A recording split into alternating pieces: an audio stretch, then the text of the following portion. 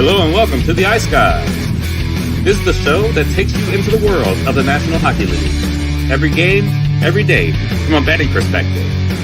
With pro sports handicappers, Ian Cameron, Alex B. Smith, and various guests from the world of hockey and sports betting.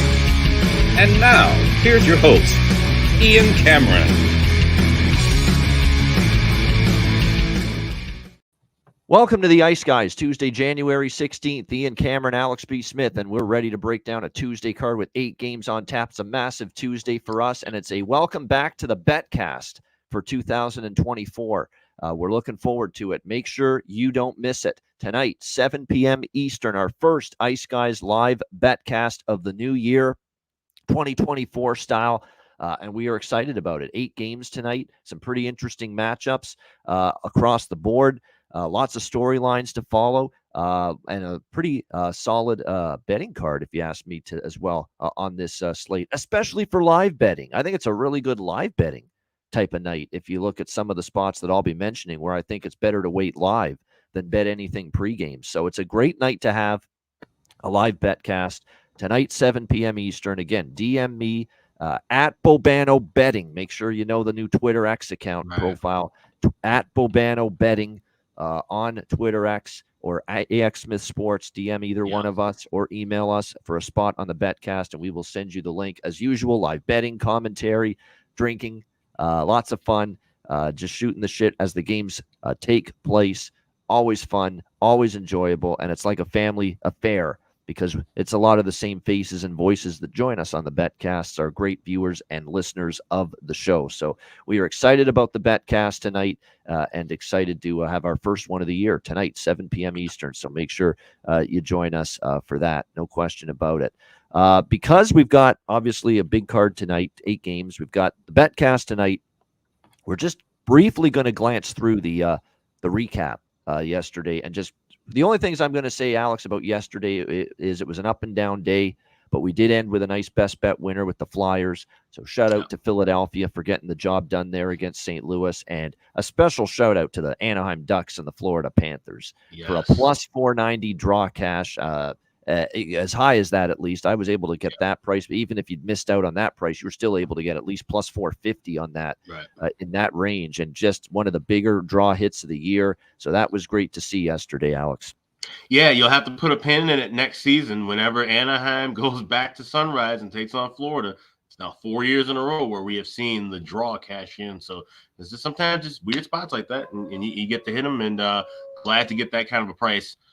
Draw season in full effect. Had a couple that missed out by the wayside, but that was a great result. And I got to talk about the LA-Carolina game.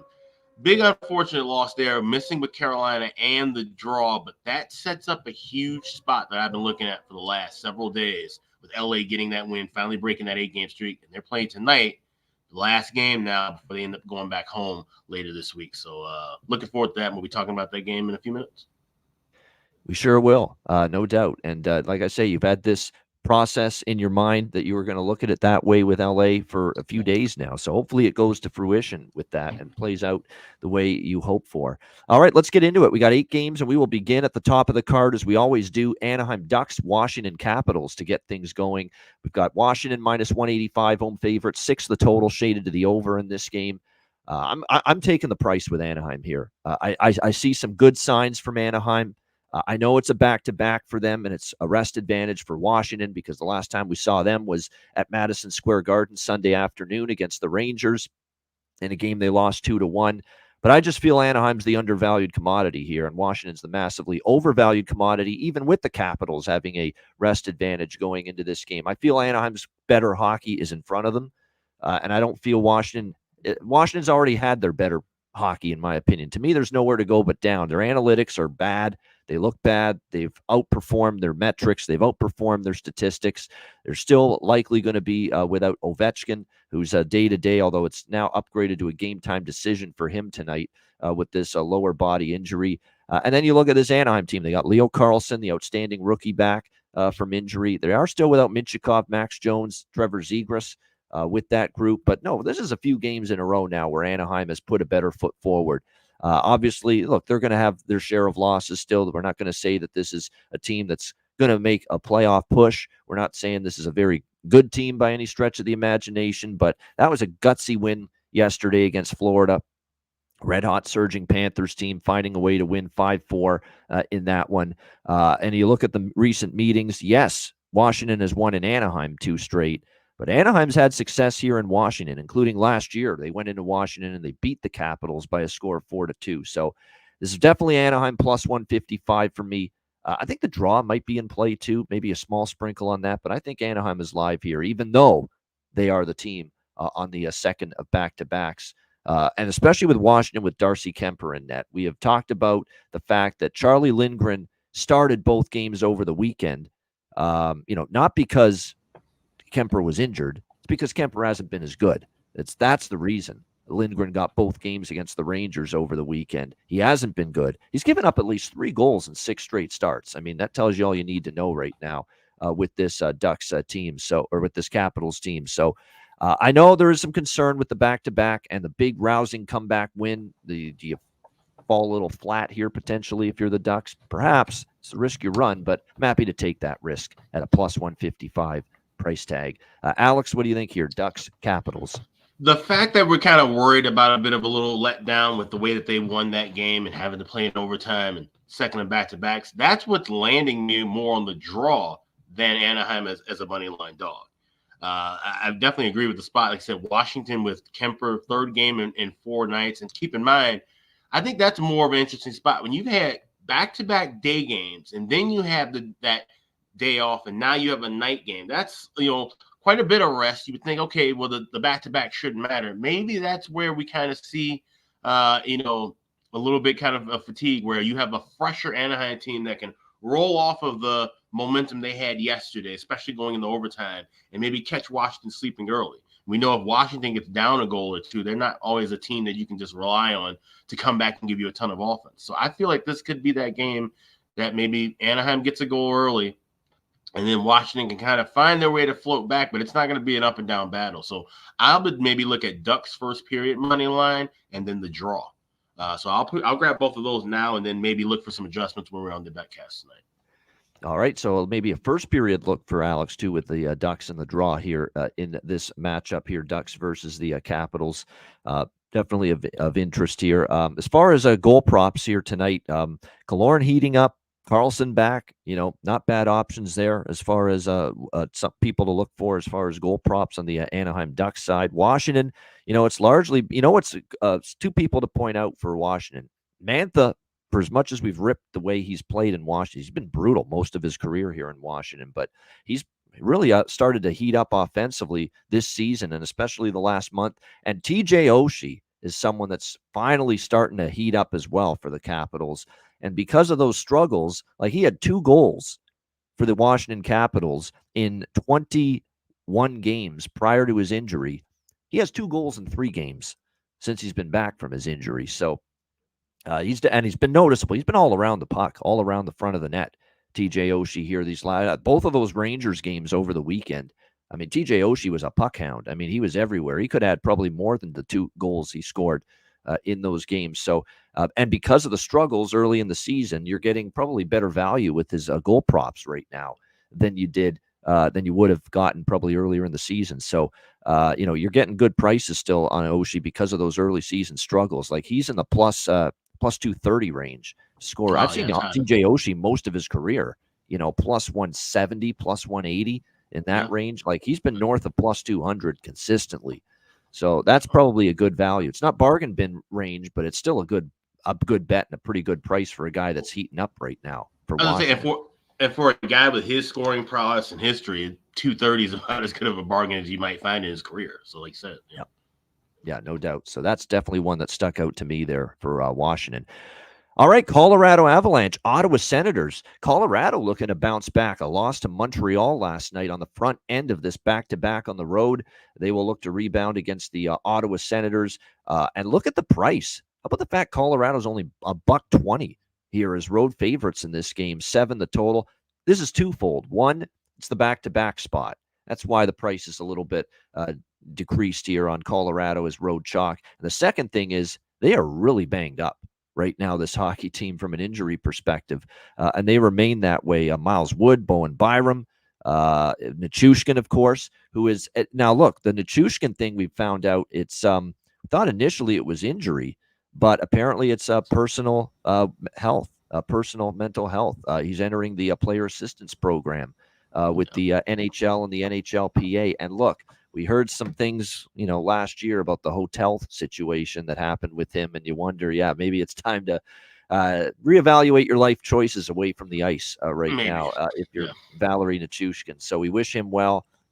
I'll tell you what, it hasn't impacted his play on the ice, that's for sure. He's been absolutely outstanding. Yeah. I think that's the even more amazing part. Maybe he's got these issues that are going on off the ice, Alex, and this guy's managed to continue to produce and play at a high level on the ice. Yeah, which makes me think it may not be so much a physical thing as it is a mental, just situational kind of an issue. But whatever it is for him, I hope wish him well, wish his family well, and that we get to see him back, because the Avalanche are going to miss him dearly. Yeah, no question about that. And that is a big loss. There's no doubt. And they're not as good of a hockey team without Big Val. Big Val is, you talk about the value of the forwards. He probably falls at number 3 now in terms of importance to this team and what makes them go after McKinnon and Rantanen. Like, who's the next best forward on Colorado after McKinnon and Rantanen? It's probably Valerie Nichushkin right now. So that is how big it is as far as a loss when he does not play. And obviously he will be out at least indefinitely here for this Avalanche team. An Avalanche team that, as I've talked about now for several games in a row, they are an over machine. 5 straight overs right now for Colorado coming into this game. Actually, that's not accurate. It's actually 1, 2, 3, 4. There was one under in there. 6-1 to the over in their last 7 games. Cashed a ticket with the over last night in their game against Montreal, as well as both teams to score in the first period in that game. Look, I could only look at goals tonight with these two teams. There's no question. But 7's the total. We have a bet cast tonight. So you know what I'm going to suggest. I'm going to suggest join us at 7 Eastern, and let's bet this sucker live at a better number and a better price. Why not? That's exactly going to be my approach. Will bet both teams to score first period, though, once again tonight. We cashed that with the Avs and the Habs last night in Montreal, and I'll go back to that here tonight with Colorado and Ottawa. Colorado's won 3 straight in the head-to-head series. Here in Ottawa, they won last year. 2 years ago, though, Ottawa got the better of Colorado in this building, a 6-5 win. And we talk about overs. 5 straight overs head-to-head between the Avs and the Senators. Look at these scores. 7-5, 6-5, 7-0, 5-4, 6-4. So maybe you can bet 7 over, but I'm still going to take my chance to wait for a better number and a better price. Alex, Colorado, Ottawa. One of the cool things about this show and a lot of the podcasts and shows that are on YouTube now is not only do we give out picks, but we try to help, teach and inform bettors on how to, kind of grow with this process. And this is a game that's perfect for the betcast because we're getting more of these 7s. We've been dealing with 6.5s for 2 years now, but now we get to kind of show in action how we deal with a 7 live, how we deal with 2s in the first period live, and working on that timing with a betcast. So I'm really delighted that we have a game that lands in this range to kind of just work on that. Sometimes for me in betting with certain things, it's a workshop. I will bet certain things because I'm looking at an angle and I'm creating my own angles by making this bet and placing this money to kind of use that as a barometer for things that I might be looking at down the road. That's how I've ended up stumbling on draw season and stumbling on first period overs and things. You have to workshop these things out. So I'm really happy about that. That being said, I will be live betting this game. I don't have anything pregame except for both teams to score first period. And I'm also going to take a shot with 2-2 correct score in the first period. 3 of the last 5 meetings we've seen at the end of 20 minutes was a 2-2 tie. So I'm going to sprinkle. I'm going to find that price. Probably have to look at BetMGM. But that's something I'm going to kind of sprinkle a little bit on. Something fun to root on when we're on the betcast tonight.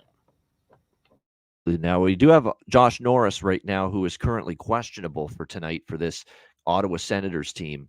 And the game time decision. He missed the San Jose game as well on Sunday. So we'll see if he is able to return here tonight for the Senators. Obviously a big component, big cog up front in the forward group for this Senators team. We'll see if he's able to go for them. As far as props for this game, there's a good prop game, obviously, because we do project a lot of offense. It's kind of funny because I've been talking about for a while, Ottawa finally gets a long homestand. Now they have 2 days off finally. Between this game and the San Jose Ottawa game that we saw over the weekend. But and maybe a chance to get the defense in order, because now they're going to get to work on these systems in practice with Jacques Martin. But, still got to see it before I believe it. Like, and you're playing Colorado. Like, that's the thing. I mean, Colorado, we know, with great offensive potency, no question about that. But there are a couple that are interesting here as far as props. Ridley Gregg looks like he might be centering the top line tonight. They've definitely been happy with his play lately. He has 3 points in the last 3 games. He's going to center the line with Giroux and Brady Tkachuk tonight. Drake Batherson, a goal and an assist against San Jose for 2 points, so I don't argue with that, looking at his props. Timmy Stützle's best game in a while. He had really been scuffling.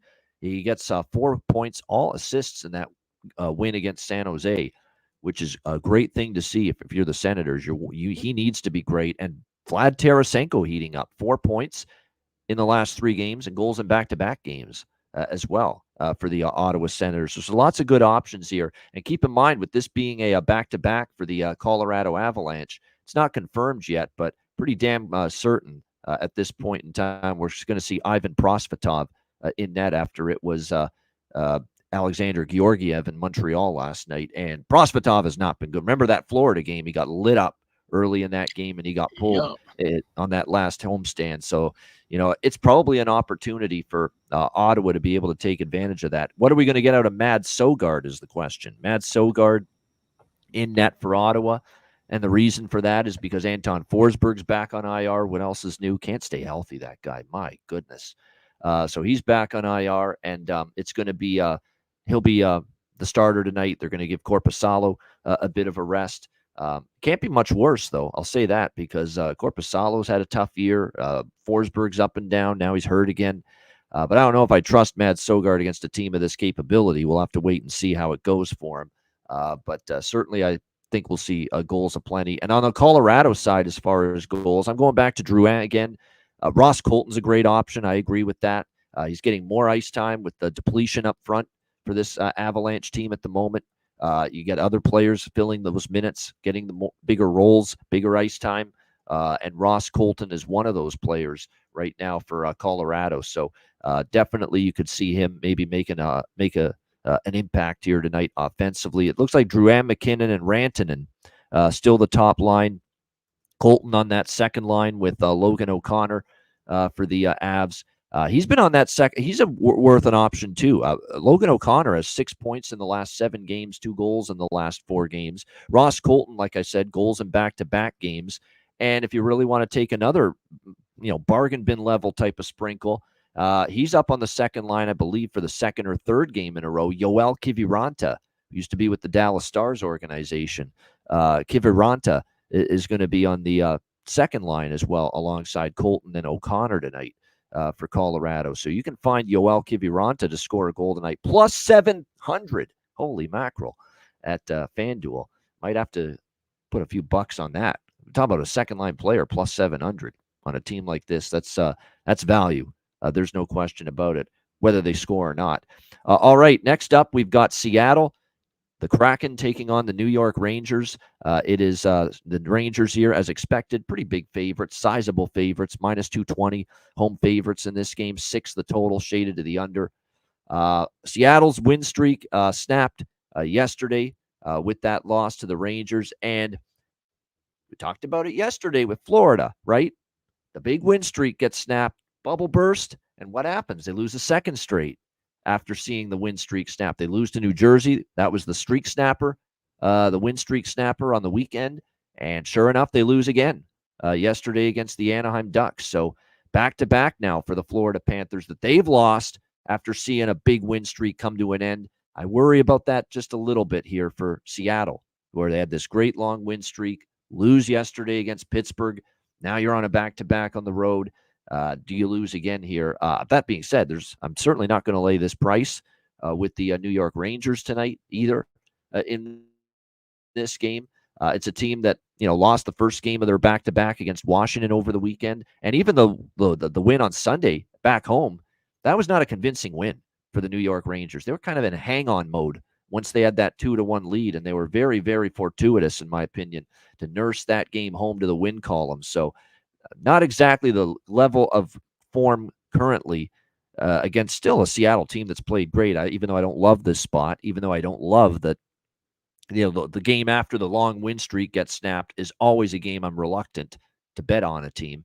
And that's what we have here with Seattle in this game. And the injuries, too. That's the thing that really bothers me, too. And I really am so mad I didn't really zone in more and focus more on the injury situation going into that Pittsburgh game. I should not have been on that team total for the Kraken with who was out yesterday, with Beniers out, with Vince Dunn, who's one of their best offensive-minded, puck-moving defensemen out. That was a big loss. Burakovsky was the late scratch in that game. That's a lot of offensive firepower you're missing if you're the Seattle Kraken in that game. And it certainly looked like a team that struggled without those guys. So I think when you look at this matchup here, it's a little bit tricky right now with Seattle offensively with the depletion that they're currently going through at this point in time. So we'll see how they're able to cope with it right now. It looks like Igor Shesterkin is going to be in net here tonight for the New York Rangers in this game. I guess I can't say I'm shocked by that necessarily. So we'll see how it goes for him. We know he's been of the up and down variety here. For the Rangers. Looks like I'm freezing a little bit here, just a bit. There we go. Hopefully it's ironed out now. But yeah, you're chopping up. Yeah, Beniers, Burakovsky. Yeah, Beniers, Burakovsky, and Dunn. I was not for sure that those three guys were all going to be out yesterday against Pittsburgh, and I'd already bet the team to, and I'm like, holy shit, I'm worried now. And sure enough, they ended up only losing that game by a small, or they ended up losing that game and only scoring one goal against Pittsburgh. So you do have to be concerned a little bit right now about the depletion with the offense right now, because you're talking about Beniers, who's your top line center.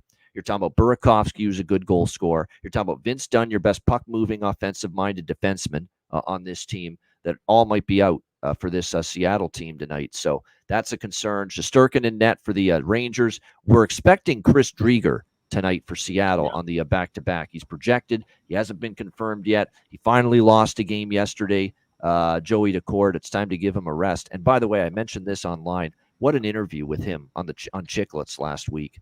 It was terrific. The story was great. His charisma and his personality was just as good, if not better, in that interview. That guy he's got some personality, that kid, Joey Daccord. So not only have we been singing his praises on the ice with the performances for Seattle, but his story is great. He's got some pizzazz. He's got some personality to him. Now, if only we could transplant Joey Daccord's personality into Connor McDavid's body, we would be all set. We really would. That would just that needs to be done.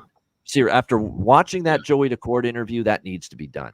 We've got to somehow get the charisma and the personality and the affable speaker that Joey Daccord is into Connor McDavid somehow, because he needs a jolt of that.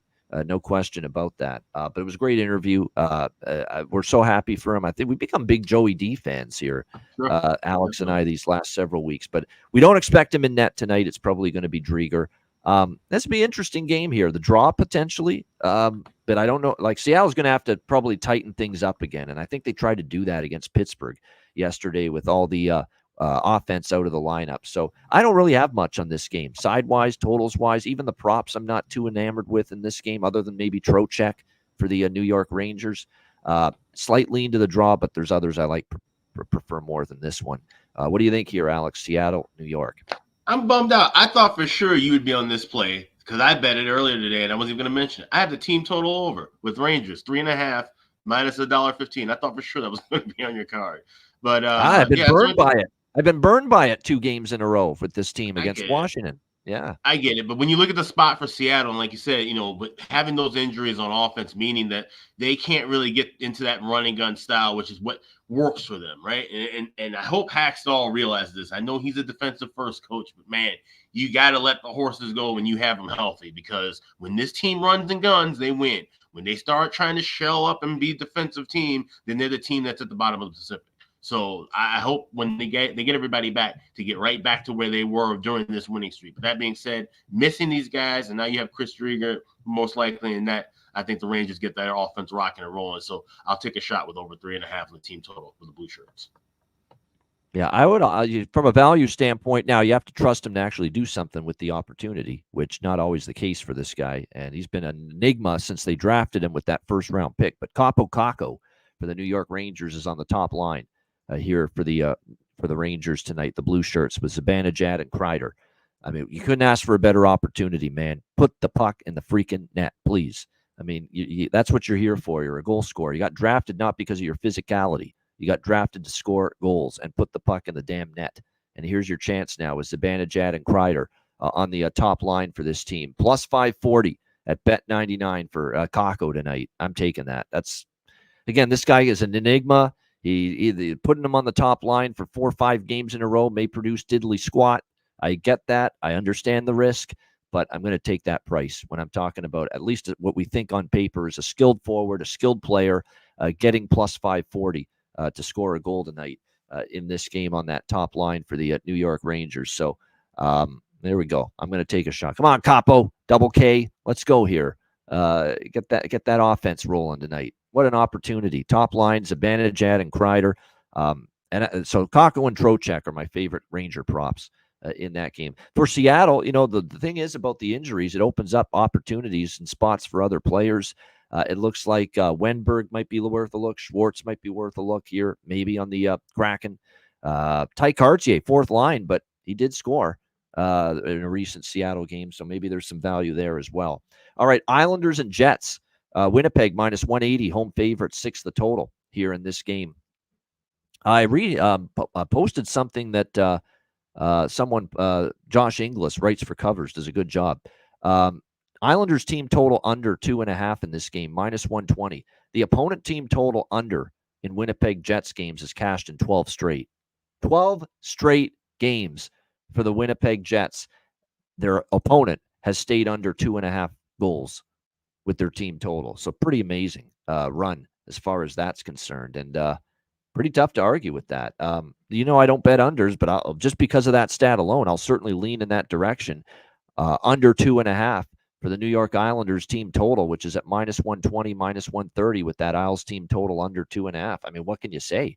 12 straight games, Winnipeg Jets opponents have not scored more than 2 goals in a game. That's pretty wild. So that's a good look. I mean, it's like 12 straight. How do you tell someone that's not a good bet when you see it cash 12 times in a row? The Jets opponent team total under 2.5. So, and the Islanders are certainly capable of being shut down. We saw what Minnesota did to them, obviously, in a big spot where the Islanders were walking into a pissed off Wild team last night and ended up losing 5-0 in that game. They only scored 1 goal against Nashville. We back to that old Islanders team. There's the Islanders, I know. 1 goal in the last 2 games combined. They're starting to look like the fucking Islanders again.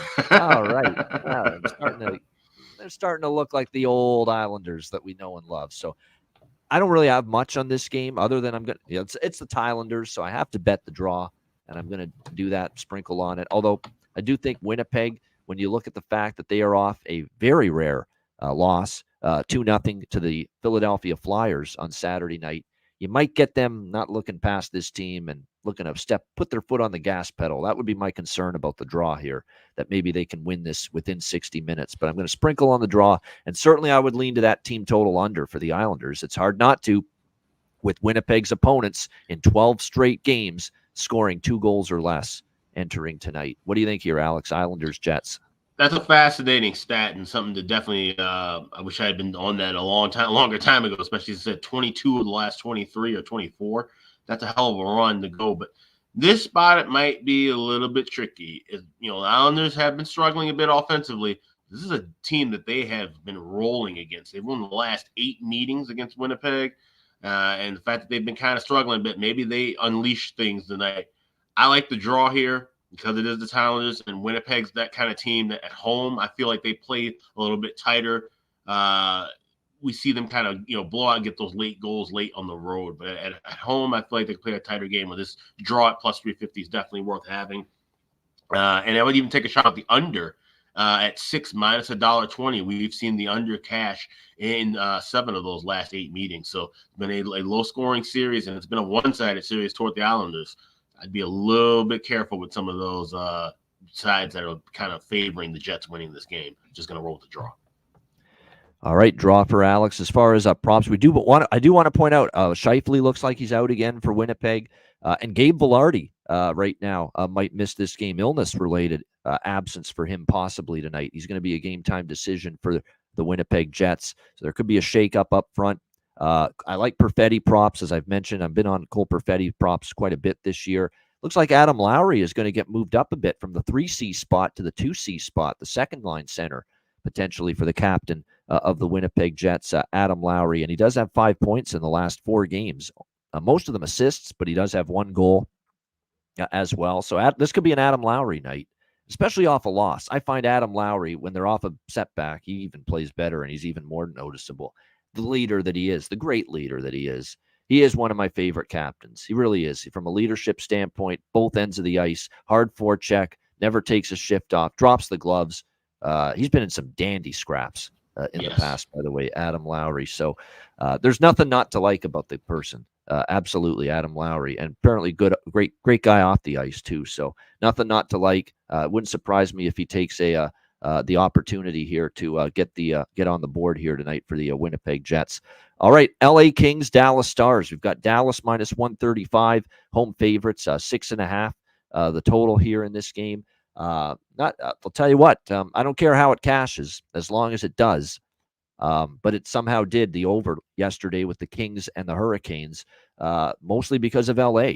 And kind of what I expected. I'm like, maybe one of these goalies does play well. And it ended up being David Riddick. He actually played a pretty solid game in net for the LA Kings yesterday. But as long as one of these goalies that I don't trust falls apart, we're going to be in good shape here to cash this over. And it was Antti Raanta, unfortunately, that fell apart. What a brutal third period there. That game was 1-1 going into the third, and then the roof caves in. 3 unanswered goals for the LA Kings, and it ends up 4-1, and then they roll to a 5-2 victory. At long last, the losing streak ends for the LA Kings. And conversely, when we talk about the team that ends the long losing streak, we're leery of betting on them after the streak gets snapped.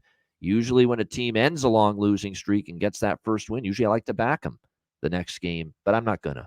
It's a back-to-back. Dallas is rested. Dallas is also, trying to get on some kind of run, which they've had some issues as well with consistency. They're off that 3-1 win against Chicago. The last time they were in this building, they lost 6-3 to the Nashville Predators. I'll be honest, they've actually slumped at home lately. Dallas has dropped 4 of their last 5 home games coming into this game tonight. So I'd be leery about laying the price with Dallas, and I don't love it enough with LA to take them, so I'm totally neutral as far as the side goes.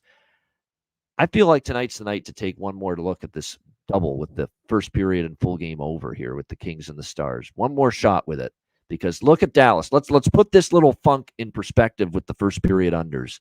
Nashville, Dallas has been a first period under palooza for some reason when they play head-to-head. We saw it again on Friday. The Minnesota game, that goes first period over if that goal doesn't get disallowed in the first period of that Minnesota game last week on national television. And then the Chicago game, forget about it. It's just not – it wasn't smart to bet a first period under with those two teams. Chicago is trying to dummy it up, tighten it up, very, very conservative, very low, tight, conservative team structure, defensive, almost like a checking trap style that they're trying to play right now, Chicago, with all the injuries. So forget about putting too much stock into that first period under with Dallas and Chicago. I think this is that spot where now Dallas can maybe get out and move and roam around a little bit, have more room and space on the ice, especially because the Kings have not played phenomenal defensive hockey lately, not their usual style. They were better yesterday, but they still gave up 32 shots in the win against Carolina. And before that, they gave up 3+ goals in 8 straight games, including a 5 spot to Detroit over the weekend. So, I am going to take the first period over and the full game over here. And certainly the full game overs are still cashing for Dallas. The Minnesota game, which stayed under in the first, went over full game. The Nashville game last Friday, which stayed under in the first, went over in the full game. So that's what I'm going to do here. King Stars, first period, full game over. Alex, what do you like here? LA, Dallas. So just a few more notes on the Dallas Stars first period over, kind of just as an overview of the whole season. These last two games are the first time since the first two games of the regular season where we've seen back-to-back scoreless first periods. In spots where they've given up, where they've had a game with a scoreless first period, that next contest, 3-1 the last four meetings going to over in the first period.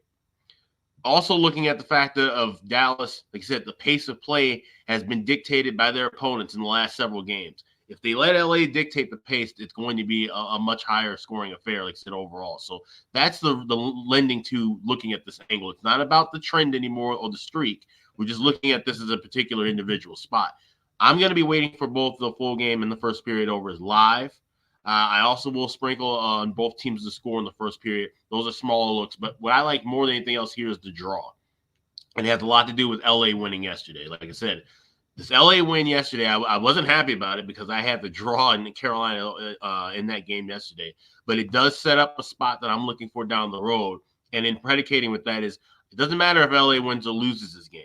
But I would like for them to play a tight, longer game. I would love for this game to not even go into overtime, but go into a shootout to set up what I'm looking for down the road. So I like the draw here.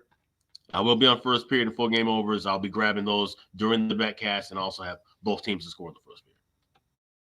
All right, and the draw. Yeah, the draw, this could get there. The only thing that I was reluctant with the draw is Dallas, not as many lately. Head-to-head, there hasn't been too many lately, but LA has been a draw magnet. 4 of their last 8 games have gone past regulation. So the draw, like I say, I might get there with it. Again, you sprinkle this. The draw bets, by the way, someone did ask a good question, Drew. Do you put a full unit on the draw? Absolutely not. Absolutely not. No, it's 0.1 units. 0.05 units personally for me with each draw. The ones I don't like as much, 0.05 units. The ones I like a little bit more, 0.1 units. And I've figured out how to manage this bankroll properly, betting the draws and managing it that way, 0.05 unit to 0.1 units with each draw bet is just the perfect way to go about it, especially for someone like me. The majority of my bets are quarter unit, half unit, and 1 unit. For sides totals, the full game stuff. So that where these are nice little bankroll builders, the draw bets when you hit just a couple of them. And that, because the one thing you don't want to do is go 1 unit on these draw bets as much as you bet the full game sides, full game totals, and then go on a bad rut and hit a losing streak and a rough patch with the draw bets, and then you're losing as much as you would on a regular full game side or a full game total. And I never put myself in that position for that as well. So that's a good point. We talked about the Dallas first period overs for a while on this show, Alex and I. Terry in our chat, it's the second period over lately for the Dallas Stars. That's starting up 13-3 in the last 16. And that's the beauty of having the betcast tonight. We'll be looking at some of those second and third period looks that are especially highlighted in the charts that Chris Otto provides on the Patreon page and on Twitter. So we definitely will be diving in with a lot of those tonight. Yeah, there's some days I have to ask myself, Ian, what are you doing? Like, we have Chris Otto's wonderful charts at our disposal every fucking day, and we do these betcasts. And you know what's something, Alex? We've done these betcasts for years, and I have not once had those charts pulled up on my screen. Really? Which is absurd. Totally absurd. I put them up every day. Yeah. No, during the betcast, I mean. I'm saying every day we're on the show in the betcast. I always have them up. Yeah. Like, I got to have them up. You're right. That's crazy. Especially with download them from the Patreon page. Go to patreon.com/Ice Guys, and then you can right click and save it, and then have those available for you. I view them every day. Them every day, but during the betcast, I never have them on the screen for a reference point. It's like, what are you thinking, man? It's just thing to have now. We all got to do it. Sometimes you got to do that too. See if there's anything up there. Most of the time there isn't. But nevertheless, as far as this game, I'm going to take a shot here. The first period and full game, as far as the over is concerned in this one. And like I said, and like we're talking about right now, these second period overs with these two teams right now, they're going pretty well. So keep an eye on that. So, and I will have finally Chris Otto's totals charts, period by period, up on the screen that we can look at it during the betcast tonight. My goodness. It's insane that I've never even thought to do that once with any of for the betcast we've been doing for 2, 3, 4 plus years. Unbelievable. Crazy. Dummy. All right, San Jose, Chicago. Chicago minus 145, home favorites, 5.5 the total in this one. Look, I think it sets up beautiful for Chicago. This team's working their ass off. San Jose's got to be hitting the wall physically, mentally. This has been a long grind of a road trip. Like they've been everywhere, man. Yes, they have. They've been Johnny Cashing it here on this road trip. There's no question about it. This is now going to be the fifth game of this trip. Toronto, Montreal, Ottawa, Buffalo. Can you imagine getting in and out of Buffalo too? From Ottawa to Buffalo with that blizzard that hit Sunday. You had to have your game moved up to 9 a.m. local time on Monday against the Sabres. And now here you are on a back-to-back against Chicago. You worry about it for San Jose. Like, what on earth is going to be in their legs right now as far as this game against Chicago? Well, they did get a win against Montreal, but conversely have lost 2 in a row since then. Ottawa, heartbreaker, 5-4 loss to the Senators, although that game was only close because of the goaltending. They got badly outplayed. And then Buffalo, they were flat most of the game, shut out by the Sabres, 3-0. Now they're on a back-to-back. I know Chicago's no great shakes. They are an injury-depleted mess right now. There's no question. Still without Tyler Johnson, still without Taylor Hall, Nick Foligno, Connor Bedard, of course, Anthony Beauvillier, Andreas Athanasiou, and Connor Murphy on the blue line's out now for them as well. And he's one of the ones that's got a little sandpaper to him, Connor Murphy, on that blue line for the Blackhawks. Now he's out, so this blue line takes a hit, even though they're trying to really play this tight conservative style, which they have to have any chance to win games. This offense is in the tank right now. 1 goal in each of the last 3 games for the Blackhawks. It's not going to win you many games right now. So we're looking at a blue line here tonight for Chicago with it looks like Vlasic, Seth Jones. It's good to have Seth Jones back, at least, if you're Chicago. Any help you can get for this blue line helps. Korchinski, Zaitsev, and Jacob Megna. And it looks like one of either Isaac Phillips or Jared Tenorti are probably going to draw into the lineup tonight for Chicago to round out that blue line. And then up front, it's status quo. It's Pitlick, Kurashev, and Radish, Blackwell, Dickinson, and Joey Anderson on the second line. So that's what we're looking at here. I mean, I can't back San Jose in this spot, but I mean, laying $1.45 with a team that can't score right now, Chicago, even though I do think it's a big situational advantage for them, this is one of those games I'm waiting to the bet cast. If San Jose gets up early, maybe they're running on adrenaline from yesterday, because sometimes that back-to-back in the first period, the next day, they've still got that adrenaline going and they get off to a fast start and then they hit the wall and they get worse and they get tired as the game goes. That's what I'm hoping for. And that's what my approach is here. Give me a San Jose first goal in this game. And on the betcast tonight, I will certainly look at a live Chicago money line look in this game. That's the way I'm going to go about it. I'm not taking them at minus 145 with a team that scored 3 goals in the last 3 games combined. There's no chance. I'm going to look for a live money line price that is better than this. Maybe San Jose gets on the board first, and we will find that better price with Chicago during the betcast tonight. What do you think here, Alex? Sharks, Blackhawks? Yeah, I just kind of really trying to dig through notes to find something with this game, and just looking at kind of previous history. This has been mostly a road team series. The road team has won the last 3 meetings. Last time that they were in United Center, it was a 5-2 Sharks win on New Year's. So I don't know if there's anything that's really going to stand out. Like I said, we can wait for the betcast to look for something major. There's a couple of player props that I'm kind of looking with Chicago. I do have Jason Dickinson small in pocket. It's not worth the bargain bin range at plus 270. He did get a 2-year extension, which is greatly deserved. I think we might see him step up and be one of the few guys who can score, considering that. I don't know about you, Ian, but if they had to have replaced Connor Bedard's spot with another Blackhawk, Jason Dickinson would have been my vote to replace him as an all-star. I think he's played very well. He is certainly deserving of that contract, and I'm glad that the Trooper will be sticking around on the west side for another couple of years. Alex Vlasic might be somebody I'm looking at too. So I'm kind of juggling around who I'm looking at for bargain bin, but there's a couple of people I'm looking at in this game from a player point perspective. Other than that, everything's just going to be waiting for end game. I got to tip my cap to that guy. You mentioned him on that back end, Alex Vlasic. I mean, he's been solid. He really has. He's got a +7 on a team with the record that the Chicago Blackhawks have. +7, plus-minus rating, +7. It's very impressive. 1 goal, 9 assists. He's had 2 points in the last 5 games. He's now playing like 22 to 24 minutes of ice time on a nightly basis. So Luke Richardson clearly has some confidence in this kid, and why not? I think he's been one of their better defensemen there. And I don't mind him playing a bulk of minutes, and he's going to make mistakes. That's fine. You know who they did that with? Duncan Keith. There were times where Duncan Keith looked awful early in his career. There were rumors of him even possibly being traded at one point, but they held on and weathered the storm with him, and he developed into a quality Hall of Fame defenseman. So I have no problems with them running Vlasic 20 to 22 minutes a night right now while you're trying to build and develop.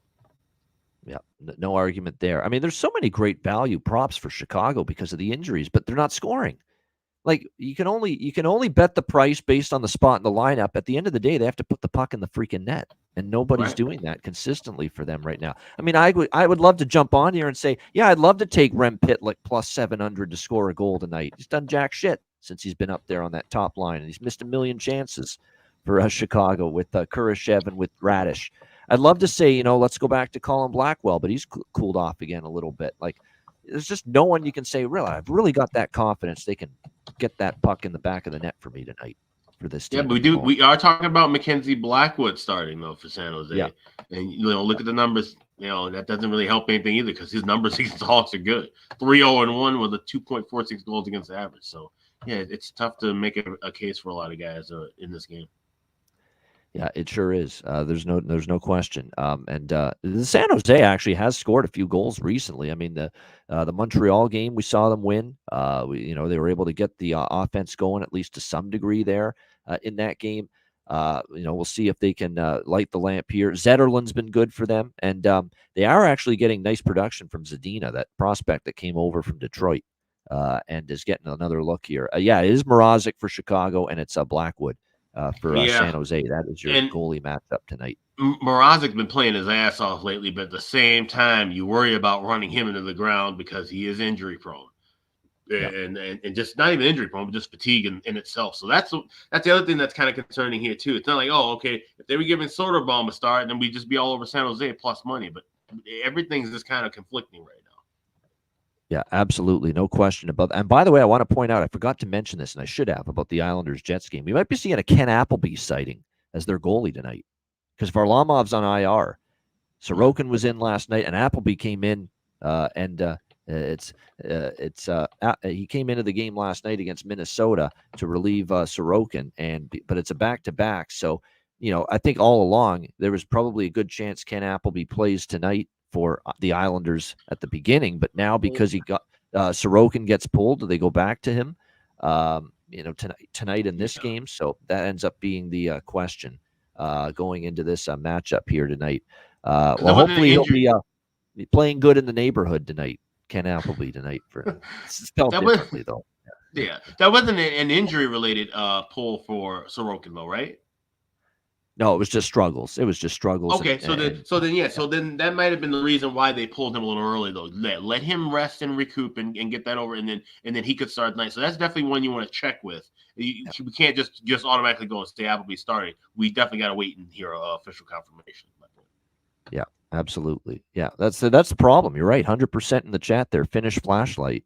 The bargain bin cart's trickier. You're right. I'd love to bet all these guys for Chicago. The prices are enormous for guys playing on the top line and the second line for them tonight. But they're not scoring. I mean, you can give them all the opportunity, and you got to put the puck in the net. So, and I might sprinkle on, like I said, a Radish, a Kurashev, a Pitlick, a Blackwell, Dickinson. But my goodness, keep it small. If you're betting any of them right now, because like I say, the prices are there, the value's there, but you got to put the puck in the net still. You can only value and an opportunity on the top six forward group is not going to get you paid. Putting the puck in the damn net is. So that's what they have to do. And again, we're talking about a team that's got one goal in each of the last three games. All right, next up, Arizona, Calgary. We've got Calgary minus 150, home favorites, 6.5 the total in this game. This is a rematch too. These teams just played in the desert at Mullet just recently. Now the rematch here in Calgary between them. They played just 5 days ago in Arizona, 6-2 win for the Calgary Flames. That was a game where it got off to a very, very bad start for Karel Vejmelka in net. He got pulled after 4 goals, and Connor Ingram had to finish that game. Almost assuredly, we're going to see Ingram tonight. We are. Dan Vladar, Darth Vladar are going to get the nod in between the pipes tonight for this Calgary Flames team. Right now, and look, early last season, Dan Vladar was leaps and bounds better than Jacob Markstrom. Markstrom started the season horrendously last year for the Calgary Flames. This year, it's kind of flipped. Markstrom's been pretty good lately, and Vladar's been very much up and down. 3.43 goals against, 883 save percentage for Vladar in this game. Ingram in net for Arizona. Every time Ingram's been in net, he's given them a chance to win. I think we have a live underdog here. Short turnaround revenge spot as well for the Arizona Coyotes after losing at home to Calgary on Saturday night. So I like Arizona a little bit here, plus 130. Going to take them at that price in this game.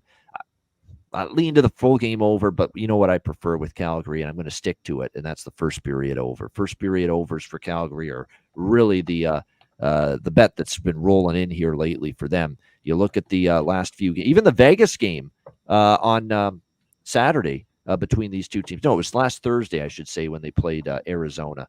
Saturday, they played Vegas, and first period over hit in that game. It was 2-0 Calgary after the first period. Obviously, the first period over easily hit in the Arizona game. It easily hit in the Ottawa game before that, and it easily hit in the Chicago game before that. So we're looking at a mini 4-0 streak with Calgary to the first period over coming into tonight. So I like Arizona plus 130. I'm going to take a little first period over in this game as well. What do you think here, Alex? Arizona, Calgary. Yeah, first period over 1.5, minus $1.35. Both teams to score in the first period, and also going with the Coyotes as a dog here. Like I said, rapid revenge spot. When I saw this line, I saw 145, 150, and I thought maybe that Dustin Wolf, who was recalled from the Wranglers, was getting a start here. But with Vladar, there's no way I'm laying 150, and certainly not even trusting Calgary in regulation, despite the fact they got off to that hot start. Like I said, that was Karel Vejmelka. He's a bum. Now we got Connor Ingram, who's looking like a legitimate goaltender, and plus 130. I'm going with the Yotes, and I'll also be going first period over, and both teams to score. All right, there we go. I like all those pretty much. And like I said, I think Arizona plus 130 worth a look. 7-2 since the All-Star, not the All-Star break, since the what break? Oh, the Christmas break. Yeah.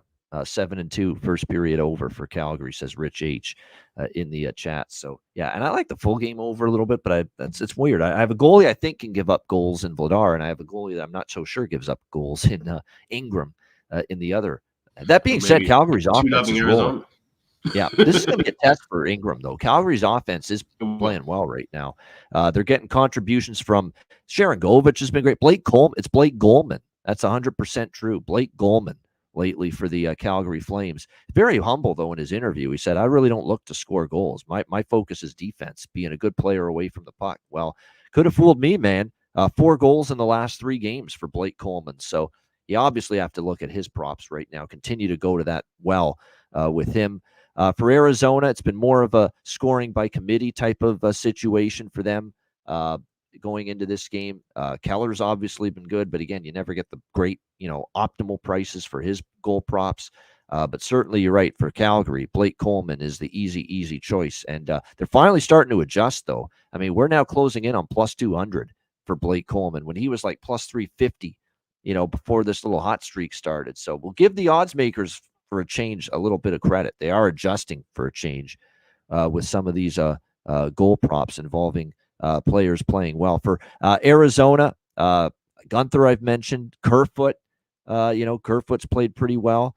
Don't sleep on Matthias Michelli playing on that second line as well for the Coyotes. Yeah, Kerfoot scored in the last game for Arizona, so definitely good value there for the couple of those Coyote props as well. All right, final game of this Tuesday card. Arguably the game of the night, certainly one of the games of the night. And I don't want to hear it, and you're going to hear, I've already heard it today on Sportsnet, who's got this game. Actually, it's a TSN game for the Leaf region, Sportsnet for the Oiler region. But I've already heard it. It'd be a McDavid versus Matthews rivalry renewed. No, it's the Leafs versus Oilers. Let's make it all about the team here for a change. It's Leafs versus Oilers here. Edmonton minus 150, home favorites, 7 being the total. Especially when the core of these teams, it's like a package deal. You can't just say McDavid versus Matthews. What about Draisaitl? What about Hyman? What about Nugent Hopkins and all these other great players for Edmonton? It's just like for Toronto. You mentioned McDavid versus Matthews. Well, what about Nylander? What about Marner? Don't forget about those guys. That's why it's Leafs versus Oilers, dummies. Enough with the making it look like it's a one-on-one matchup, like a boxing fight or a UFC fight. It's not the way it works. But in this game, it's a fascinating handicap. You got Edmonton on this 10-game win streak. They cannot lose right now. At least it looks that way. But they've had some close calls, some very close calls. And they've looked like they've been dancing with a loss and a potential loss to end this win streak for a very long time now. When you look at these recent performances, they barely escaped Ottawa. They barely escaped Chicago, 2-1 on the road. They won in overtime against Detroit, 3-2. They won against Montreal, 2-1 in overtime. They're doing enough to win, but they're not exactly doing things convincingly the last few games. That tells me the loss is around the corner for this team. The question is, will it be tonight against a Toronto team that's scuffling, lost 3 in a row coming into this game? Islander lost, blew a lead. Colorado lost, blew a lead. Detroit lost, blew a lead because they got the first goal, which was my Pontus Holmberg incredible bargain bin hit at plus 600 on Sunday night. But I've seen this with Toronto. What do we know about Toronto? We know that at home, through the week, against a middling opponent, you can't trust them. You cannot do anything with them other than maybe bet against them. We know that. We've said it for years. But you get them in this spot, backs against the wall, cornered animal, hearing the scuttlebutt around the team from the media that, starting to struggle again. Look out, blowing leads, look out. And then they go on the road. They start a road trip like this. They bond as a team. They play a very good opponent like Edmonton, and they go in there and they play one of their best games. This reminds me of the Toronto versus LA spot that we saw a few weeks ago. They went on the road against the Kings. They weren't playing their best hockey at all going into that. I think they were struggling going into that California road trip too. They faced LA, and it had to be one of their best games of the season. Alex and I talked about it on the recap the next day. That was one of their best games. They shut down LA. It was like 3-0. Yeah. They played great. The whole team, 60-minute effort. I wouldn't put it past Toronto tonight. It's Leafs or nothing for me at this price, honestly. And I don't usually go against a team that's on this kind of win streak, but it's got all the reading the tea leaves. It's got all that feel to it. Edmonton's just been sneaking on by with victories the last few, which they easily could have lost all 3 of those: Detroit, Chicago, Montreal. And here's Toronto. Nobody wants them anymore now with that bad finish to the homestand. And go on the road, get your ass in gear, and watch them pull out a win here tonight. So I'm going to sprinkle on Toronto here, plus 130 in this game. Maybe sprinkle on the draw, too, because we have seen 2 straight go to overtime with the Oilers. And we don't have to talk me into betting Toronto Maple draws with the draw at any point. So a Leafs and draw split for me, a live over, but only a live over. I'm not betting 7. And certainly not with Edmonton right now. Edmonton's been this under-train lately. Not scoring as much, but their D and their goaltending, stunningly, has been very good. Especially Skinner, who's been very good in net for the Oilers. He will be in net tonight. Stuart Skinner for Edmonton. Martin Jones back in net for Toronto. And you look at Martin Jones, he lost against Colorado. But I'll tell you what, they couldn't fault him for many of the goals. It's not like there was, there's that Martin Jones beach ball goal. He didn't really have any of those against Colorado. They were all goals that I think you couldn't fault him on. So he hasn't played as bad as you would think. And he's actually played more good than bad here for the Leafs. So Leafs and draw split. Interested in a live over because the pace will be there. You just hope the production will. But I'm certainly not betting it at 7. We're going to wait for the betcast tonight to get involved with that total. All right, what do you think here, Alex? Leafs, Oilers. Right there with your dog draw split. Loving the Leafs here at this plus price. This is complete opposite of what we usually see on a Tuesday betcast. We're usually talking about they're playing at the top of the hour, beginning of the betcast, laying 300 against Columbus, and then they lose 5-4 in shootout. But I think this is a spot here with Edmonton. And it's funny, if you talk about McDavid and Matthews as a rivalry, it's been pretty one-sided rivalry because the Maple Leafs have owned the Oilers over the years, 23-7 the last 30 meetings. So much for Connor McDavid being the best player in the world if he's, going up in this head-to-head rivalry with Austin Matthews. But I digress. It's all, TV bullshit. The fact of the matter is this is a great spot for the Leafs. And the Oilers, as well as they've been playing, that streak's got to come to an end at some point. And like I said, they're weebling and wobbling right now, and I think they fall down by playing Toronto. So plus 130 on the money line, plus 360 with the draw, and right there with you, I'll be looking for a better overprice during the betcast. Yeah, and if I'm looking at Leafs props tonight, I'm a Mr. Value guy. I don't overthink it. I don't overthink it. I think it's core 4, core 5 Leafs tonight that show up. They need to because they haven't been good the last couple of games. Matthews, Marner, Tavares, Nylander. Nylander hasn't scored since signing the big deal, the big contract. How about that? He's Too already busy actually spending getting money. criticism from Leaf fans. Yeah. He hasn't scored since getting the bag last Monday. Hasn't scored for them since then. So I think it's when you're struggling and you're trying to get out of a funk and you're going on the road. And I saw this in the LA game where they won against the Kings. It was those guys. They all played well. Matthews, Marner, Nylander, Tavares, and Riley. I think Riley's a great prop too. Riley is jumping up into the play. He scored a beautiful goal against Colorado. He's getting into the offense more for the Leafs right now. So a goal prop shot, certainly an assist prop with Morgan Riley right now. I like that. And Pontus Holmberg, we're going to go back to the well with him, the big Swede who got a goal in the matchup against Detroit Sunday night, playing with Matthews and with Nylander, with Marner tonight, it looks like, on the top line for the Leafs tonight. Matthews and Marner and Holmberg. But Holmberg's staying on that top line, and I knew he would because of the fact we saw him find the back of the net against Detroit on that top line. And certainly, I think the price will be adjusted. Plus 500 still at FanDuel for Pontus Holmberg tonight for the Toronto Maple Leafs. So there you go. Very good price once again for him to find the back of the net. For Edmonton, for them, it's been mostly the bigger. I think Bouchard's right now the best value. Bouchard with that bomb. I think Bouchard scored in one of the games against Toronto. By the way, McLeod might miss this game again day to day. Gagne still day to day for the Oilers as well. But obviously Leon and Connor and Hyman and Nugent Hopkins. And let's see what happens.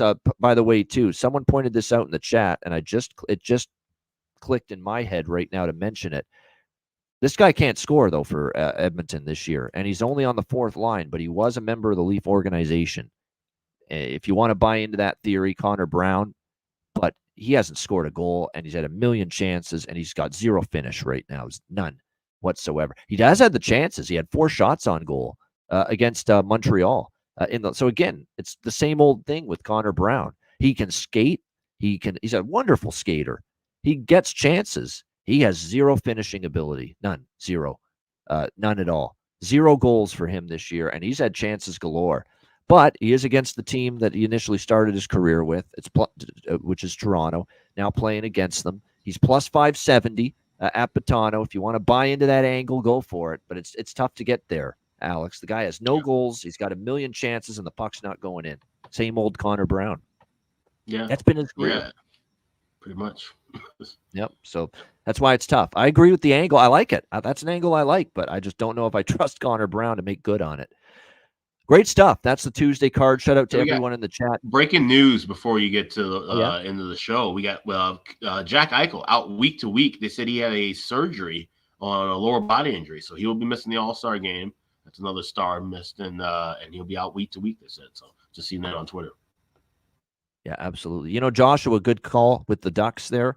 I think I'll do a split money line and team total over 2.5 because that team total over 2.5 is a nice, reasonable price.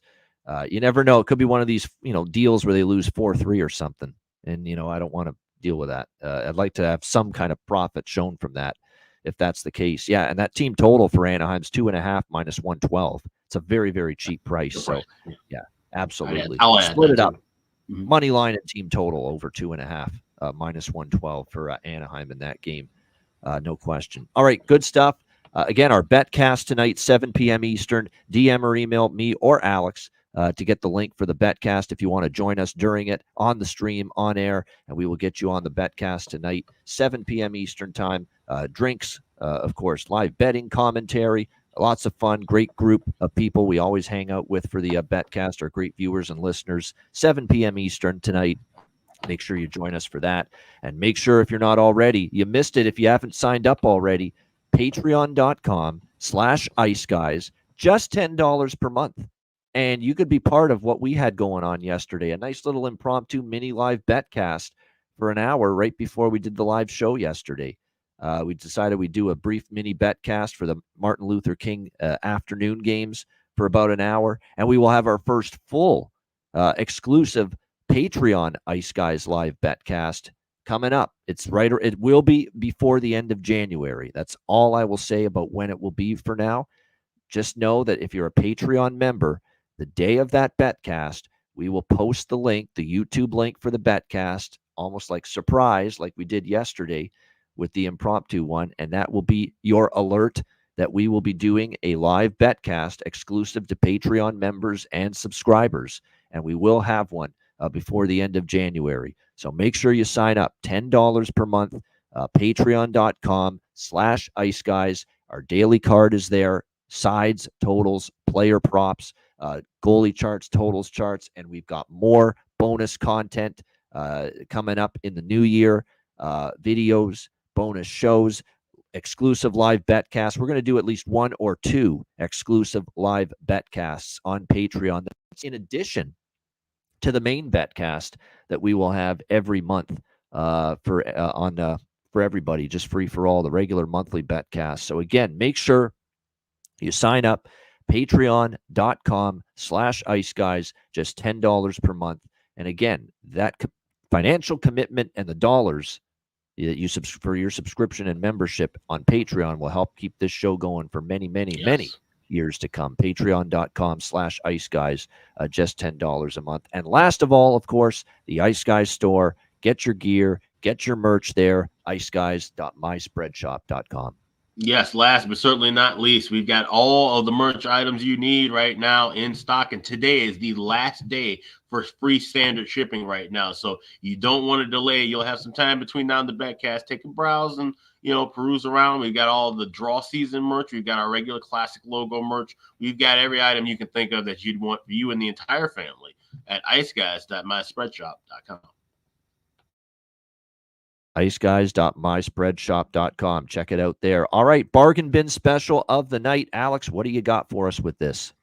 Yeah, it's not, I like this spot, and I like the player, and I think if something's going to happen in this contest, he'll be a part of it. Alex Vlasic for the Chicago Blackhawks tonight against the San Jose Sharks. He said it's going to be hard as hell to try to find anybody to score, but he's a guy who's just been active and engaged right now. I like his play, and I like what we've been seeing from the Hawks, even without Bedard.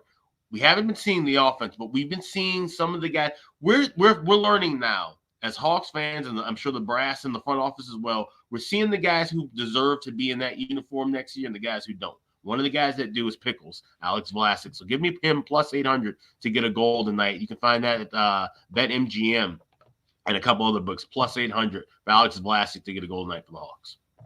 There we go. Anton Vlasic, Alex Vlasic there for the Chicago Blackhawks at a big plus price for Alex B. Smith with his bargain bin special. I'm going to put it to the theory. I love cashing a bargain bin special on a player at plus 600, but twice is just as nice. And I'm going to go back to it tonight. Pontus Holmberg for the Toronto Maple Leafs, plus 500 at FanDuel. I think it's just as strong a bet as it was Sunday night. Playing with 2 terrific players, Matthews and Marner, top line, opportunity galore. A Toronto team that I expect is going to play a good game tonight, win or lose. And I think you're going to see Holmberg have a great opportunity once again. Plus 500 at FanDuel. Pontus Holmberg back to the big Swede to get it done and find the back of the net for my bargain bin special of the night for this Tuesday card. All right, best bets. Alex, what do you like for best bet? We're going with the New York Rangers team total over 3.5 minus $1.15 going up against the Seattle Kraken.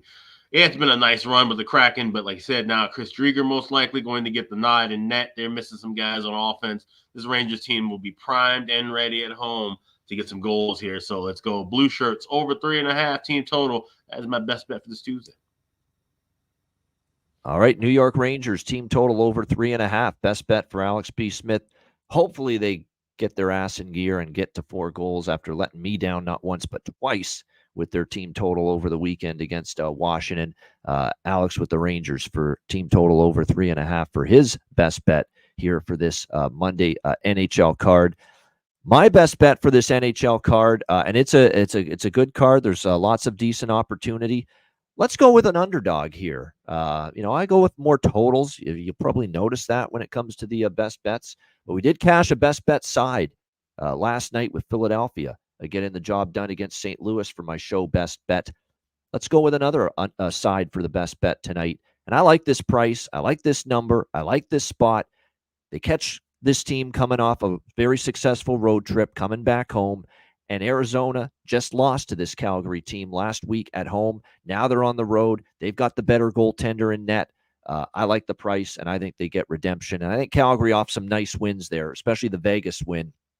Maybe a little flat city here for the Calgary Flames tonight. So Arizona plus 135.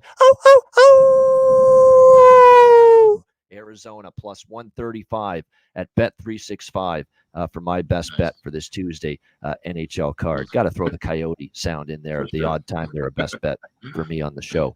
Great stuff. And you know what's going to be great stuff too? The Betcast tonight, 7 p.m. Eastern time. We'll see you in about 3.5 hours for that. Again, DM or email me or Alex for a spot on the Betcast. And make sure when you're DMing me, it's at Bobano Betting now, at Bobano Betting. To hell with that account that's now fucked, the old one. We're going with at Bobano Betting right now. That's the new spot. Make sure that's where you DM me, or you can email, of course, bobano350@gmail.com, and we will make sure we send you the link for the Betcast before the show begins. Great stuff. Shout out to everyone in the chat. Hit the like button on the way out. A reminder, the Ice Guys is live 7 days a week, Monday to Friday, 2 p.m. Eastern, Saturday and Sunday, noon Eastern. If you can't watch the show live, download the Ice Guys podcast in audio form on all major podcast platforms: Google Podcasts, Apple Podcasts, Spotify, Stitcher, iHeartRadio, Amazon Music, and more. Download the Ice Guys podcast when you can't watch the show live. For Alex B. Smith, I'm Ian Cameron. Have a great Tuesday, and we will see you in 3.5 hours, 7 p.m. Eastern, for our first live Betcast of 2024. Don't you dare miss it. We'll see you in a few hours for the Betcast right here on the Ice Guys.